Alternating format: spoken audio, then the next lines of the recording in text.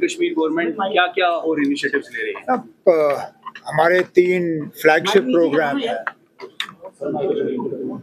HADP और JK SIP के तहत एग्रीकल्चर एलाइड सर्विसेज में स्टार्टअप कल्चर एक डेवलप करना, और उसके साथ साथ मिशन युवा के तहत नौजवानों में एक एंटरप्रेन्योरशिप का एक जोश और जज्बा पैदा करना और उसके बाद उनका हाथ पकड़ के उनकी मदद करना। ये गवर्नमेंट के कुछ अहम प्रोजेक्ट्स हैं, प्रोग्राम्स हैं जिनको हमने रोल आउट किया हुआ है।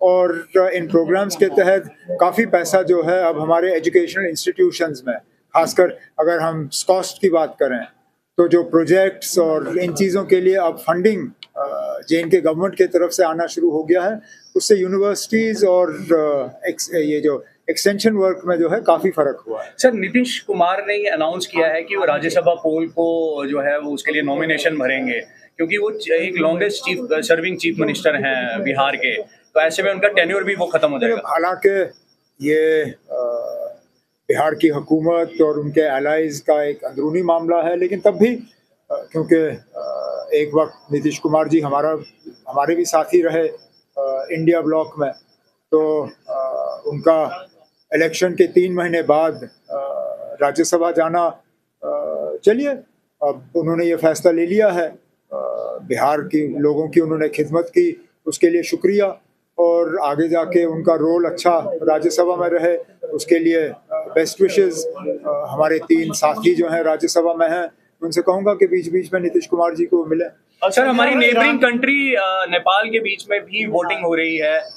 जनजी प्रोटेस्ट के बाद जो गवर्नमेंट ओवरटर्न हुई थी, उसके बाद ये फर्स्ट टाइम वहाँ पर जनरल इलेक्शन हो रहे हैं। अच्छा, इलेक्शन होने चाहिए। जमहूरियत में बिना इलेक्शन के हुकूमत आप बना कैसे सकते हो? और जो मैं अखबारों के जरिए पढ़ रहा हूँ, वहाँ एक नए नेता जो है उभर के सामने आए हैं।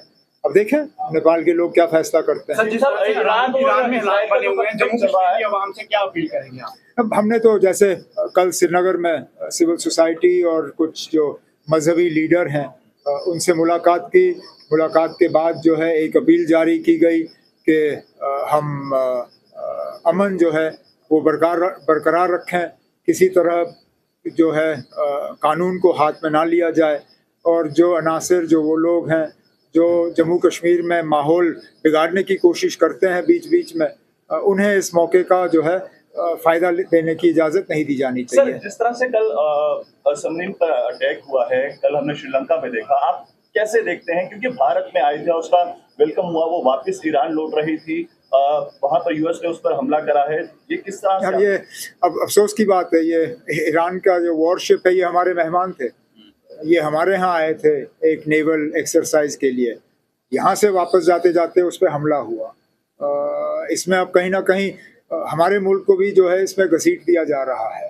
अब आगे जाके क्या होगा वो मेरे दायरे इख्तियार से बाहर है, लेकिन यहाँ पे लोगों को फिक्र है, क्योंकि कई सारे लोग जम्मू कश्मीर के वो ईरान में हैं, कई हमारे स्टूडेंट्स वहाँ पे हैं। हम मरकज़ी हुकूमत के साथ मिलके अब उनको वहाँ से वापस लाने का जो है एक प्रोग्राम वो हम बनाने की कोशिश कर रहे हैं। उम्मीद कर रहे हैं कि आहिस्ता आहिस्ता उनको हम वापस घर लौटा पाएंगे। Thank you sir. Thank you sir.